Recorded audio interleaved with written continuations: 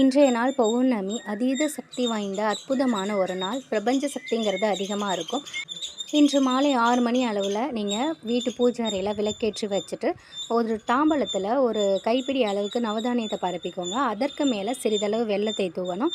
அதற்கு மேலே ஒரு அகல் விளக்கு வைத்து நல்லெண்ணெய் ஊற்றி பஞ்சத்திரி போட்டு தீபம் ஏற்றுங்க. இந்த தீபம் கிழக்கு பார்த்தவாறு இருக்கணும். இந்த தீபத்தை ஏற்றும் பொழுது வராகி அம்மனே எழுந்தருளாக வேண்டும் அப்படின்னு சொல்லிக்கிட்டே ஏற்றுங்க. இந்த தீபத்திற்கு மலர்களால் அலங்காரம் பண்ணிக்கோங்க. இந்த தீபத்திற்கு முன்னாடி ஒரு சின்ன தாம்பலத்தட்டை வச்சு அதில் வராகி அம்மனோட இப்போ சொல்லக்கூடிய மந்திரத்தை 111 முறை குங்குமத்தால் அர்ச்சனை செய்யணும். நெய்வேத்தியமாக சக்கரை பொங்கல், சுண்டல், புளிசாதம், உளுந்து வடை, பானகம் இதில் ஏதாவது ஒன்று ரெடி பண்ணிக்கோங்க. இப்படி வழிபாடு செய்யறதுனால வராகி அம்மனோட பரிபூரண அருளால் நம் வீட்டில் உள்ள அனைத்து துன்பங்களும் தீரும். இந்த மந்திரம் என்னென்னா, ஓம் ஐம் க்ரீம் ஸ்ரீம் வஜ்ரகோஷ வாராகியே நமோ நமக. இதை சொல்லி நீங்கள் வழிபாடு செய்யுங்க. வராகி அம்மனோட அருளால் அனைத்தும் நல்லதாகவே நடக்கும்.